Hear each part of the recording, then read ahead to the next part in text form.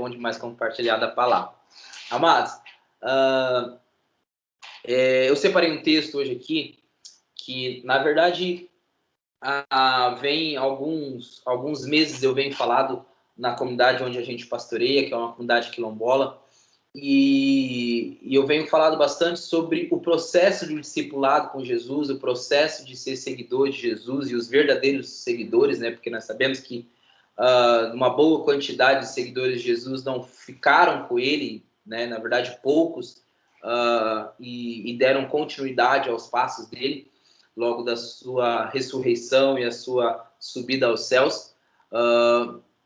E é um texto que eu amo muito, assim, muito. Na verdade, vocês até conhecem bastante, que é a multiplicação dos pães e dos peixes, lá em João, no capítulo 6, que é a primeira multiplicação, né? Porque nós temos 2 relatos de multiplicação. E essa é a primeira multiplicação, narrada por João, o discípulo amado. E eu quero, né, poder compartilhar isso com vocês, aquilo que Deus tem colocado no meu coração, aquilo que Deus tem colocado no coração da igreja daqui de Betânia, lá do Quilombo.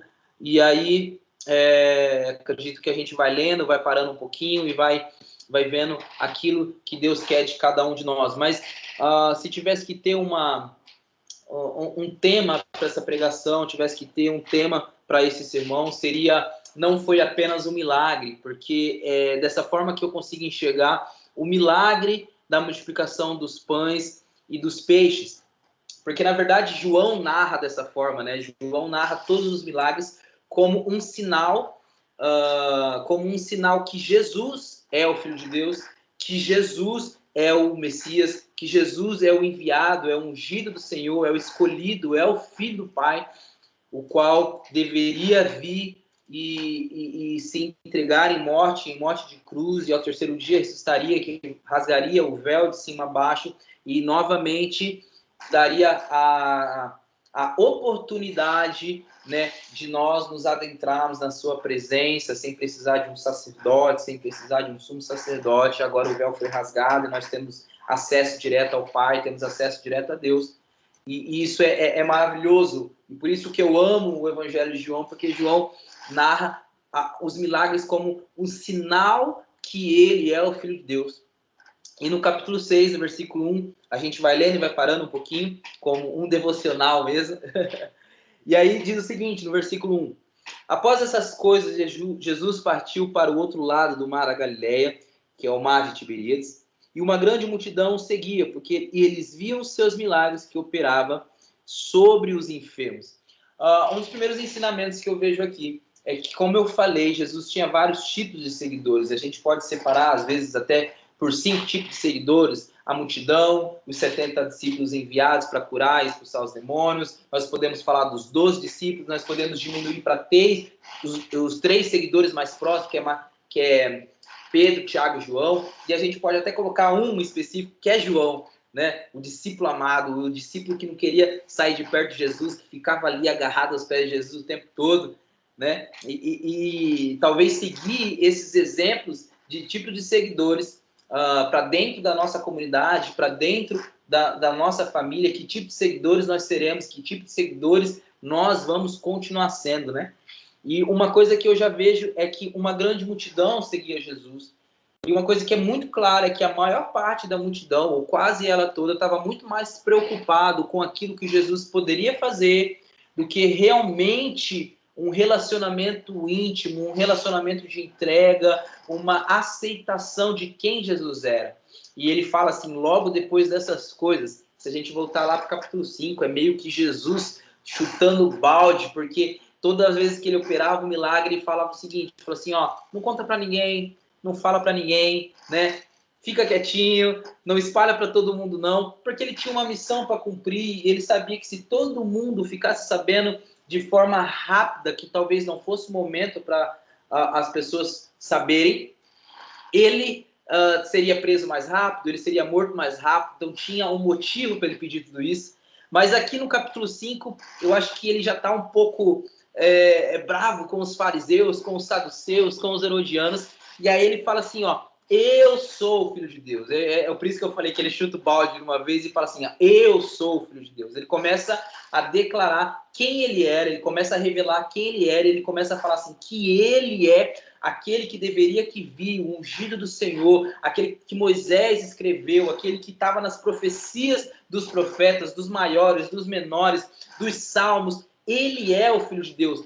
Por isso, nesse momento, ele meio que chuta o balde e fala assim, eu sou essa pessoa. Tanto que a gente for voltar no capítulo 5, a gente vai ver no versículo 25, dizendo assim, na verdade, eu digo a vocês, vem a hora, e agora é essa hora, em que os mortos ouvirão a voz do Filho de Deus, e os que ouvirem viverão.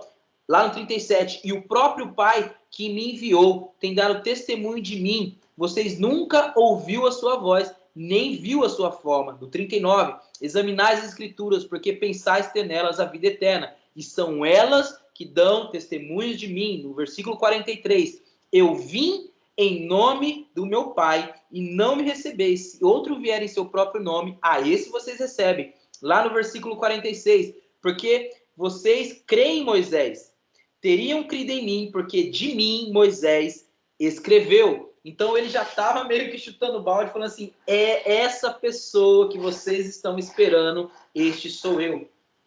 E ele falou isso para os fariseus, né? Para os escribas, para os saduceus, e também disse isso audível para que uma multidão que estava com ele ouvisse tudo isso. Mas a multidão não estava muito preocupado com aquilo que ele realmente era. Estava muito mais preocupado com aquilo que ele poderia oferecer, né? A salvação, ele poderia, na verdade, ele poderia oferecer a cura, ele poderia oferecer visão, ele poderia oferecer o pão, o peixe, coisas que de forma externas seriam transformadas, né? E Jesus continua lá no versículo 3 dizendo, Jesus subiu ao monte e assentou ali com os seus discípulos. É que todas as vezes que ele levava os seus discípulos, ele fala o seguinte, assentou-se ali com seus discípulos. E assentar sempre é um momento de mesa, é um momento de relacionamento. Primeiro ele levava para orar, para buscar poder. Eu tinha um pastor que falava assim para mim, Binho, eu sempre aprendi que a vida da oração do cristão, do crente, do Filho de Deus, ela é de suma importância, até para que nós possamos dar continuidade e obter autoridade e propriedade daquilo que nós estamos ensinando em favor de Cristo. Porque ele dizia que muita oração era muito poder, pouca oração era pouco poder, e nenhuma oração era nenhum poder. Então Jesus estava sempre preocupado em ensinar aos seus discípulos a importância da oração. A segunda coisa que ele ensinava era ter mesa com ele. Mesa vem de relacionamento, mesa vem de assentar à mesa, de comer, de desfrutar de tempo, de desfrutar de comunhão, desfrutar de amizade.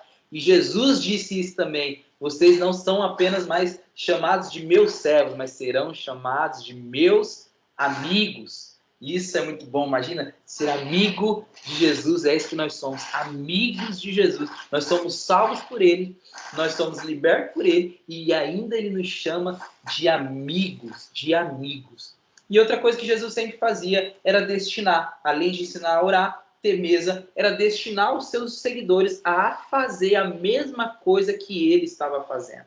E aí é onde eu quero iniciar essa mensagem, porque o ensino que Jesus deixa com a multiplicação dos pães e dos peixes não é apenas uma multiplicação e um milagre em si muito grande, realmente muito poderoso e muito belo, mas é um ensino para os seus seguidores a continuar fazendo aquilo que ele estava fazendo. E a gente pode continuar, e diz que no versículo 4, e a Páscoa, a festa dos judeus, estava próxima. Então Jesus, levantando os seus olhos e vendo que uma grande multidão vinha até ele, disse a Filipe, um dos seus seguidores, onde nós compraremos pão para que esses possam comer? Olha só, Jesus chega e diz para o seu discípulo Filipe, fala assim, aonde nós encontraremos pão para que possamos então alimentar esse povo? Jesus sempre está contando conosco. Ele não precisa. Isso que é incrível, porque ele não precisa de nós. Mas ele prefere ele permite, ele tem alegria em falar o seguinte: aonde nós vamos encontrar o pão, aonde nós vamos fazer isso daí. Ele poderia muito bem falar: Felipe, eu quero que você faça isso porque eu vou fazer esse milagre. Eu quero que vocês busquem o pão porque eu vou multiplicar. Não, mas ele diz: nós. E isso é lindo demais porque hoje nós somos colocados, enxertados na herança de Jesus Cristo. Somos cordeiros. Temos a mesma herança que o Filho de Deus.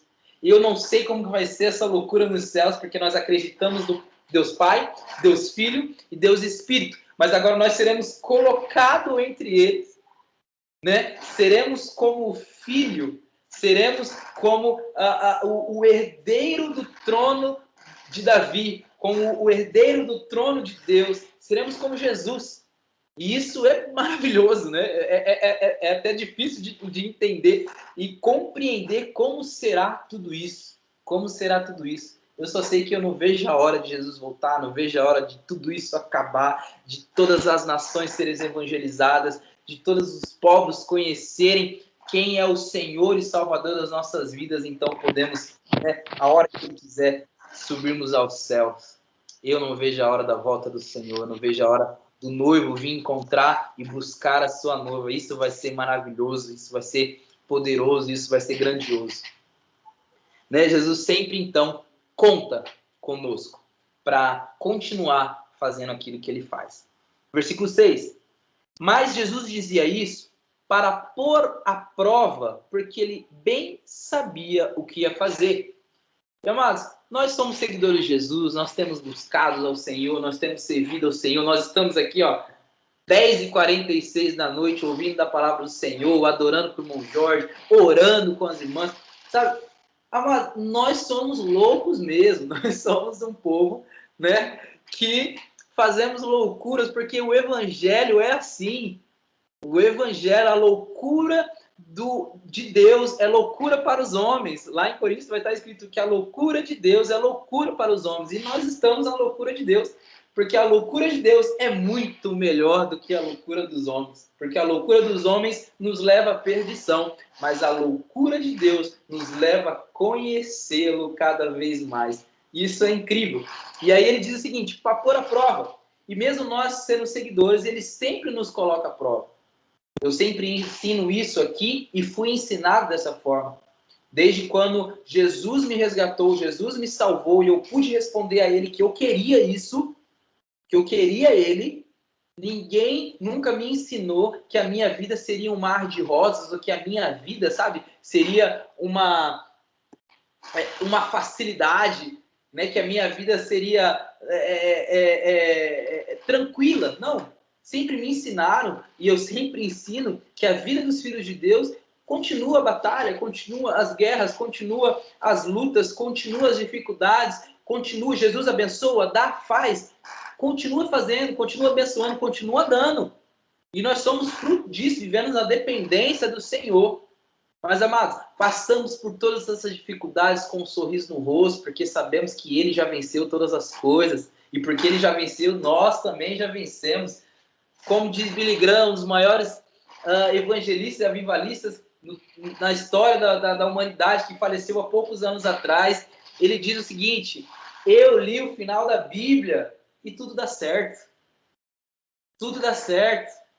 Nós já lemos várias vezes, aqui da frente, de trás para frente, feito para trás, vai lá e volta aqui, e nós sabemos que tudo já deu certo.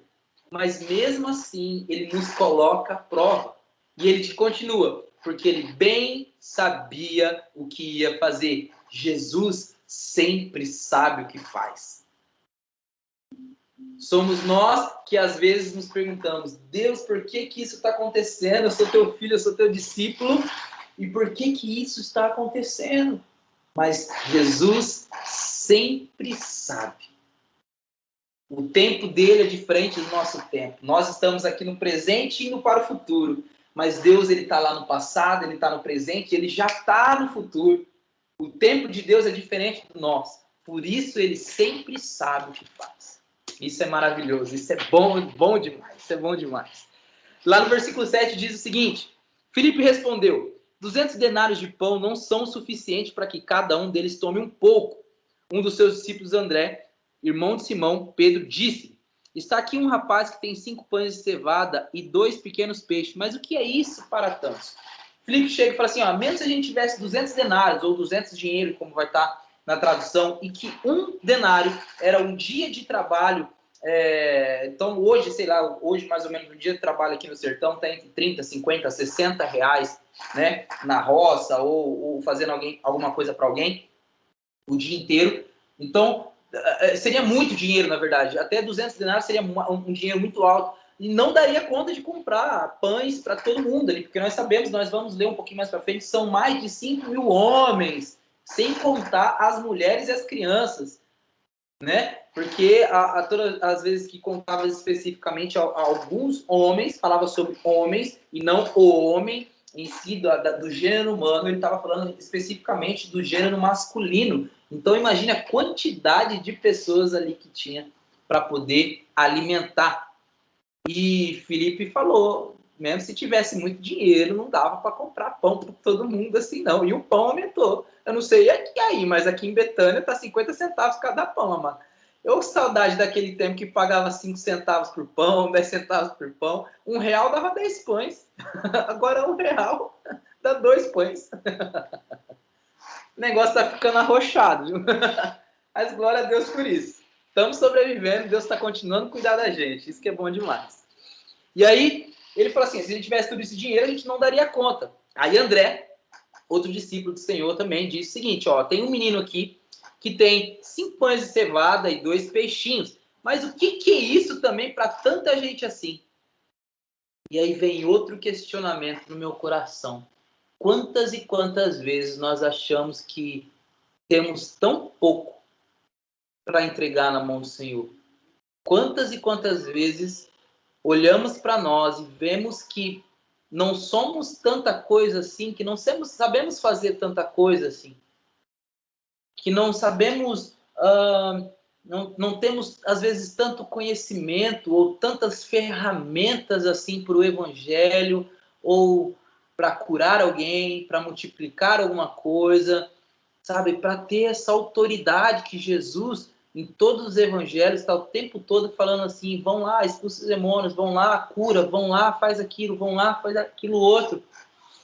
E quantas vezes nós pensamos assim, né?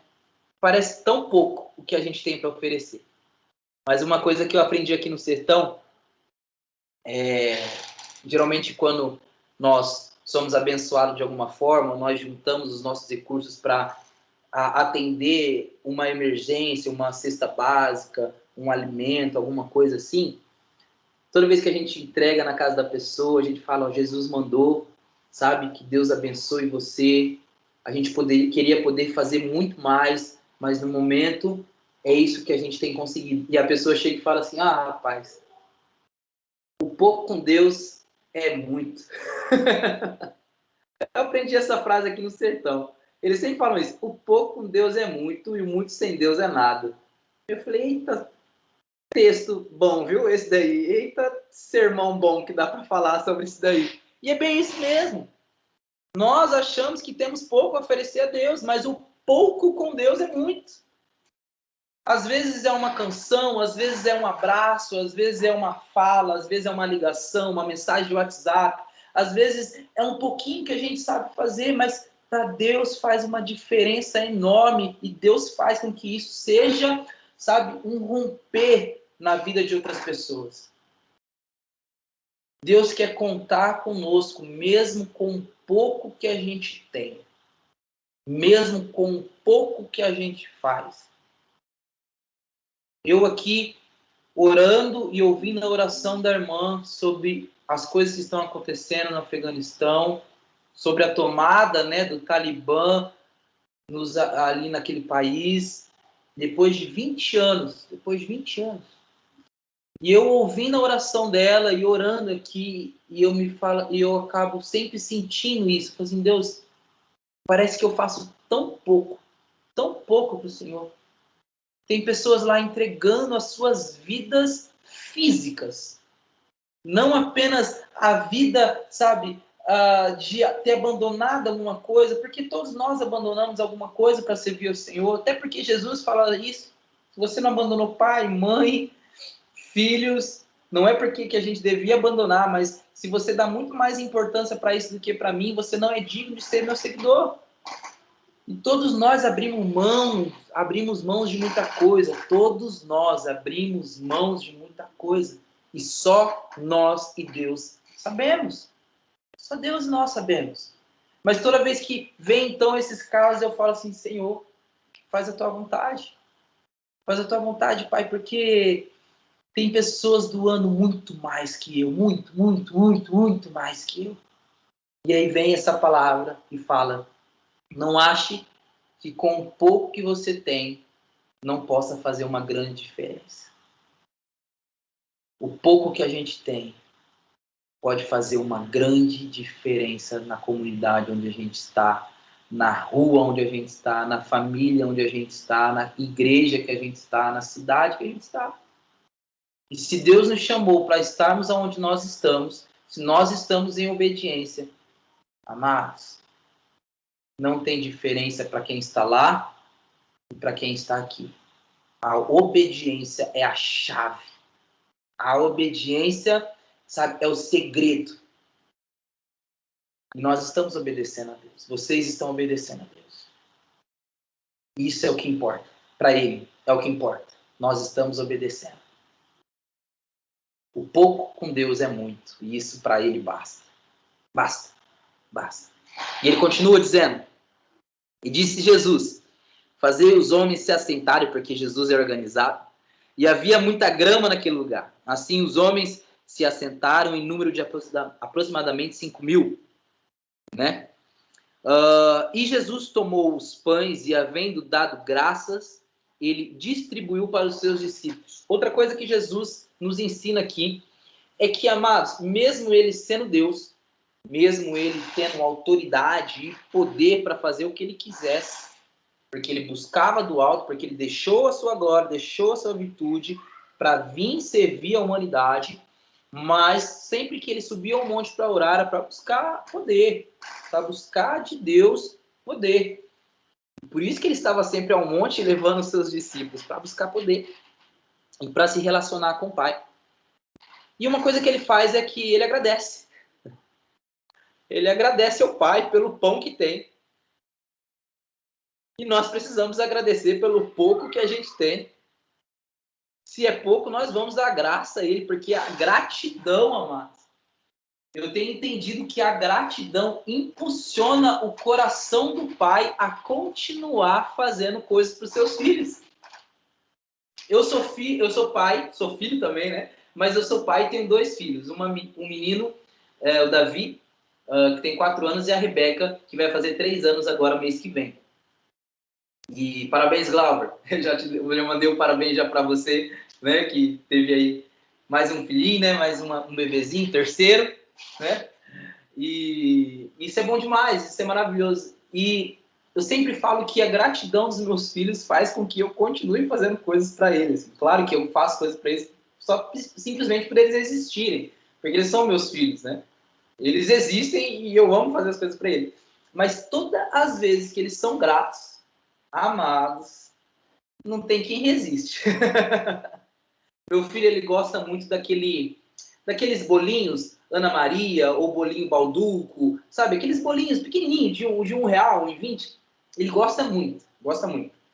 E toda vez que eu chego, quase todo dia, né? Tem dia que dá, tem dia que não, porque também, né? Todo dia, em pouquinho, vai ficando o valor daí de leite, de fralda, de várias coisas. Mas aí, todas as vezes que eu trago o bolinho para ele, ele é muito grato. Ele agradece demais, assim. Ele só falta chorar de gratidão por causa de um bolinho, assim, uma coisa pequenininha, que ele gosta muito. Então, quando eu chego com um bolinho, ele pula, ele agradece, ele me abraça, ele me beija. E aí, amados, às vezes nem tem dinheiro para comprar bolinho no outro dia ou no mesmo dia, mas por causa da gratidão dele, me dá vontade de comprar, eu vou lá e pego outro. Porque ele é grato. E por ele ser grato, ele impulsiona o meu coração, impulsiona a mim a continuar fazendo isso por ele, porque é bom demais ouvir a gratidão dele. Agora imagine o Pai, imagine Deus. com seus filhos.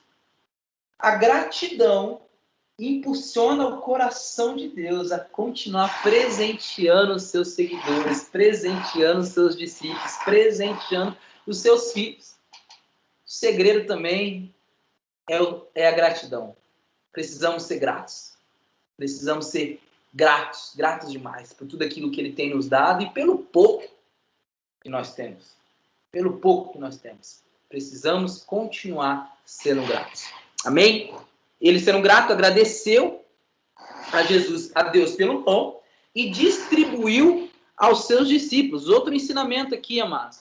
Jesus não distribuiu à multidão. A primeira coisa que ele faz é distribui aos seus discípulos. E logo em seguida, os seus discípulos distribuem à multidão. Jesus quer tanto assim compartilhar conosco a tua herança e compartilhar conosco a sua essência, que ele poderia muito bem sair multiplicando os pães e entregar para a multidão, mas ele entrega primeiramente para os seus seguidores, e vai ser sempre assim. Somos nós os primeiros alcançados, somos nós os primeiros, abençoados, somos nós os primeiros a conquistar aquilo que ele nos deu, somos nós os primeiros a ser presenteados. Mas o que é lindo é que isso não fica só para nós, não fica só comigo, não fica só com você. Nós, então, distribuímos aos outros. Nós, Deus, compartilhamos aquilo que foi compartilhado com a gente. E então dividimos e, distribuímos entre a multidão. E é isso que Jesus quer de nós. Nada que Ele tem nos dado é nosso. Na verdade, nada do que Ele tem me dado é meu, mas tudo que Ele tem me dado é nosso. Porque Ele não dá para mim. Ele entrega na minha mão, porque nós somos seus discípulos e seus seguidores, e nós somos mordomos de tudo que Ele tem. E aí, então, Ele nos abençoa, a fim de que a gente continue abençoando outras pessoas. E, amados, Ele não está falando de pessoas que acreditavam nele. Ele está falando de multidão. Ele está falando do próximo, e o próximo a gente não sabe que a gente sabe que não é a pessoa que está ao lado, mas o próximo é a humanidade, é o ser humano, é o próximo. Nós somos alcançados para alcançar a tantos outros. E a gente vai fazer isso onde a gente estiver, com o pouco que a gente tem, sendo muito grato. Olha só os ensinamentos que Jesus tem deixado na multiplicação dos pães e dos peixes. E aí ele continua. E do mesmo modo, os peixes, o quanto eles queriam. Olha só, não era somente uma quantidade certa para aquela multidão. Era o quanto eles queriam. Se eles estavam com fome, eles comiam mais. Jesus continuava multiplicando. Então a multiplicação foi absurdamente grande e maravilhosa. E aí ele continua. E quando estavam saciados, ou seja, com o bucho cheio, ele disse aos seus discípulos: recolhei os pedaços que sobraram, para que nada se perca. Olha só, nada se perca. Mais um ensinamento. Com Jesus, nada é perda. Nada, nada. E até tem uma anotação aqui minha, de alguns atributos de Deus, e o quanto que com Deus é diferente as coisas. O quanto que com Cristo é diferente daquilo que nós estamos acostumados. Daquilo que a sociedade nos ensina, daquilo que esse mundo tomado pelo sistema maligno, porque assim que ele disse, o mundo já está no maligno, pelo sistema, pela corrupção, ele nos ensina diariamente, ensina os nossos filhos diariamente, é diferente de como Jesus pensa. Porque aqui, ó, eu separei pelo menos alguns atributos que está espalhado aí nos evangelhos e também no Antigo Testamento, mas eu separei alguns para que a gente possa entender que com Jesus nada é perca. Até porque o líder para Jesus é aquele que serve. Olha só, o último para Jesus é o primeiro. O louco é que é sábio. O fraco é que é forte. O pequeno é que é grande. O pobre ou humilde de coração é que é rico. O que chora é o que está alegre. O que perde é o que ganha. O que morre é o que vive. E o que é impossível é possível. Olha só como o sistema do reino de Deus é diferente do sistema do mundo. Do sistema ao qual a gente está acostumado, porque o líder aqui é o maior. O líder aqui é aquele que manda. Mas para Jesus não, o líder é o servo. É aquele que doa a vida, aquele que entrega, é aquele que ama, é aquele que, sabe, está disposto a cuidar. Então, olha só como as coisas de Deus são diferentes das nossas, o qual nós vivemos englobalizados nesse mundo, cercados diariamente por esses tipos de ensinamentos. Nada para Jesus é perda, amados. Nada. Sobrou 12 cestos? Não joga fora. Quantos discípulos são? 12. Então quem fica com os 12? Os discípulos. Agora vem outro ensinamento aqui. Olha só. Recolheram, pois, e encheram 12 cestos de pedaços dos 5 pães de cevada que sobraram ao que havia comido. Eu tenho certeza. Assim, claro que não está escrito aqui, né? E eu não quero fazer uma alegoria ou um simbolismo. Mas, amados, toda vez que eles se sentavam era para comer, mesa, assim como eu falei no início da pregação. E eu tenho certeza que os discípulos haviam comido com aquela multidão. Até porque eles estavam servindo, todo mundo já comeu, e fala que todos haviam estado saciados. Ele não falou todos haviam estado saciados e os discípulos ainda não tinham comido. Então me faz entender que todos haviam saciados, todos haviam comido. Inclusive os seus seguidores e o próprio Jesus. E aí então ele sobra quantos? 12 cestos. Quantos discípulos eram? 12 discípulos. Amados, eu sou ousado em dizer, porque eu experimento disso todos os dias da minha vida, eu tenho certeza que vocês também. Sempre tem mais para os seguidores de Jesus. Sempre tem mais para os filhos de Deus. Sempre tem mais para aqueles que entregaram a sua vida para Cristo. Sempre tem mais. Eles estavam saciados. Mas sempre tem mais para os seus filhos. Sempre tem mais para os seus filhos. Isso não é uma pregação de que Deus vai nos mimar ao ponto de a gente se acostumar com aquilo que Ele está nos dando. Isso foi um grande problema. Lá no passado, quando Deus abençoava o povo e o povo fazia da bênção dele um Deus. Deus entregou riquezas para o povo hebreu, e quando Moisés subiu então ao Monte Sinai para buscar a mensagem de Deus, quando desceu, estava lá, com a riqueza que Deus havia dado para eles, fazendo um bezerro de ouro para adorar. E a gente sabe que, infelizmente, a maior perdição para muitos daqueles que foram chamados foram as próprias bênçãos de Deus. Mas nós não cairemos nessa, não. Nós não cairemos nessa, porque eu acredito que nós somos um povo remanescente, um povo, sabe, da geração de Davi. Sabe por quê? Porque Davi pecou, Davi errou, mas ele se arrependeu, ele sabia que aquilo que ele fez era errado, e ele pediu: devolva a alegria da salvação. Eu não preciso de mais nada, mas a alegria de eu ser salvo, por favor, me devolve. Porque isso basta. Isso basta. Esse sentimento de certeza que nós nos encontraremos com Ele para toda a eternidade. Se eu papocar aqui agora, que é desse jeito que vocês falam aqui no Nordeste, se eu papocar aqui agora, se Jesus voltar, amados, eu sei aonde eu vou estar, eu sei para onde eu vou. Não é porque eu sou bom, não, porque eu sou bem ruinzinho mesmo, mas é porque o Espírito Santo de Deus me dá certeza disso. Ele me dá certeza disso. Ele me dá certeza para onde eu vou, a quem eu pertenço, quem eu sou nele e quem ele é em mim.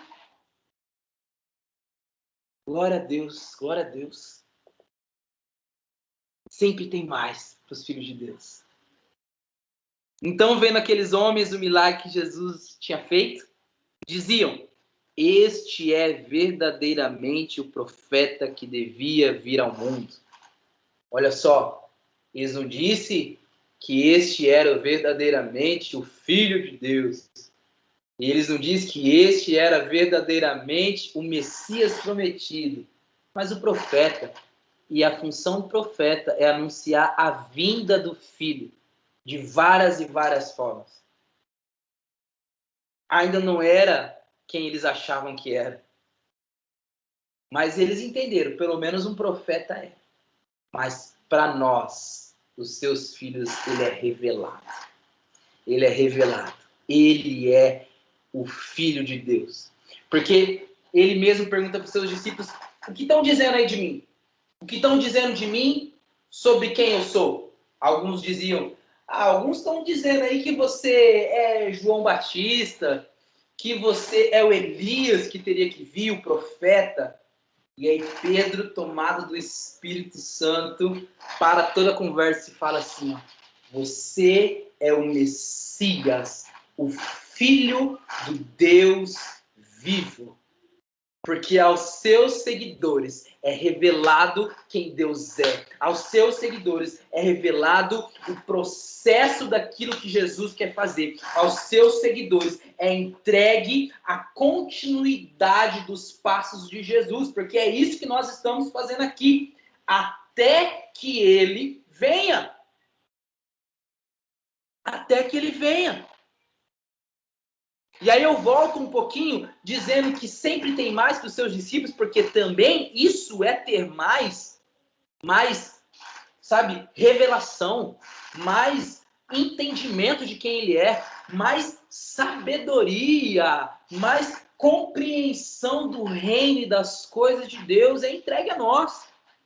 E a gente pode voltar um pouquinho lá em Mateus, no capítulo 6, no versículo 25, eu vou voltar. Mateus, vou abrir aqui. Já estou encerrando, tá bom, amados? Capítulo 6, versículo 25, diz assim, ó. Em diante, a gente pode ler para frente.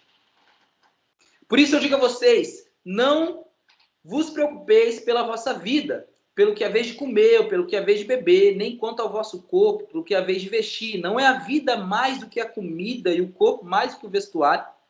Olhai para as aves do céu, pois elas não semeiam, não colhem, nem ajuntam em celeiros, e o vosso Pai Celeste as alimenta. Não são vocês muito melhores ou muito mais importantes do que as aves do céu?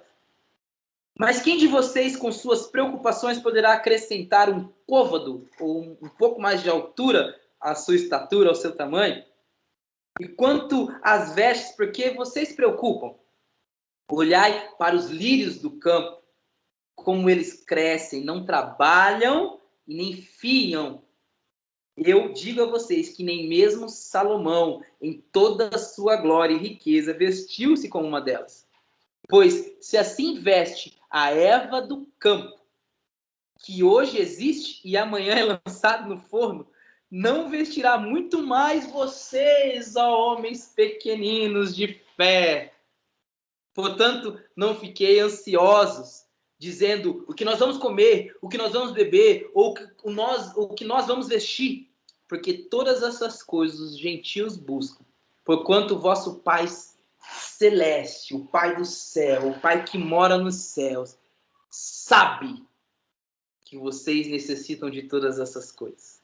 Mas buscai primeiro o reino de Deus e a sua justiça, e todas essas coisas vos serão acrescentadas. Amados, ninguém nunca viu um passarinho desesperado batendo na porta de alguém ou gritando, dizendo que está com fome. Pelo menos eu nunca vi um passarinho desesperado por aí com fome. E ele diz o seguinte: não são vocês mais importantes do que os pássaros no céu? Vocês acham que eu, cuidando dos pássaros, eu não vou cuidar de vocês? E ele mesmo diz do lírio do campo, a relva, a planta das mais bonitas que existem. E aí ele diz o seguinte: olha só como eu visto o lírio. Será que vocês não compreendem que vocês são muito mais importantes? Vocês são a única criação feita à nossa imagem e à nossa semelhança. Vocês são muito importantes, amados. Se nós não fôssemos importantes, isso não é uma questão de humanismo e nem uma questão de centralidade do homem, porque isso eu descarto, porque o centro é Cristo, o centro é Jesus, ele é a centralidade total de toda a Escritura, do passado, do presente, do futuro e de todas as coisas. Mas olha só, se nós não fôssemos importantes para ele, você acha que o Pai, lá em João 3,16, enviaria o seu único filho para morrer por causa de mim, por causa de você? E você acha que Jesus, do mesmo modo, não ama tanto a gente que obedeceu ao Pai e se entregou? Porque a gente sabe, não foi os romanos que mataram Jesus, não foram os judeus que mataram Jesus, não foram os gentios que mataram Jesus, não foi nós que matamos Jesus, mas ele se entregou, ele se doou. Ninguém pode tirar a minha vida, eu a entrego. Nós somos o mais importante de toda a sua criação. Olha só, lá em Mateus 7,7 vai dizer que até nós, que somos uns pais ruins, porque ele diz assim, né? Olha só, quem de vocês que é pai, que o filho pedindo um pão ou um peixe, né? Ou o filho pedindo o pão, você vai entregar um pedaço de pedra para ele? De jeito nenhum. Ou vocês, que é pai, o filho chega e pede para vocês um peixe e vocês dão para ele uma cobra venenosa? Jamais. E mesmo vocês sendo pais ruins, não fariam isso? Imagina eu, que sou o pai perfeito no céu. O pai perfeito. Nós temos pai. Nós temos um pai. Nós temos um pai. Um pai perfeito. Um pai perfeito. Jesus então multiplica os pães e deixa mais um sinal de quem ele é. Amados, que nós possamos entender, que nós possamos, sabe, depositar essa confiança nele. Ele diz, ó homens de pequena fé. Mas que nós possamos depositar essa nossa confiança nele. Permanecer. Permanecer é uma dos ensinamentos de Jesus. Ele é a videira e se a gente permanece nele, nós daremos muito fruto. E a permanência dá um significado. A permanência, na verdade, dá um resultado poderoso. Que mesmo em meio às lutas, às dificuldades, porque olha só, as coisas estão para... Posso dizer assim que as coisas estão para piorar em nossa volta. Mas isso só é mais alguns sinais que Jesus está voltando. Isso é, amados, o dia que eu mais espero e eu tenho certeza que vocês também. Amém? Assim eu encerro e oro para que Deus venha continuar nos ensinando a depender dele de todas as coisas e nos entregando autoridade, propriedade em seu nome para expulsar os demônios, para curar os enfermos e ganhar tantos quanto os outros para o reino dos céus. Amém? Deus abençoe, amados. Muito obrigado. Como é bom estar com vocês. Espero logo, logo vê-los para que a gente possa ter mais tempo juntos. Amém? Deus abençoe. Glória a Deus. Glória a Deus.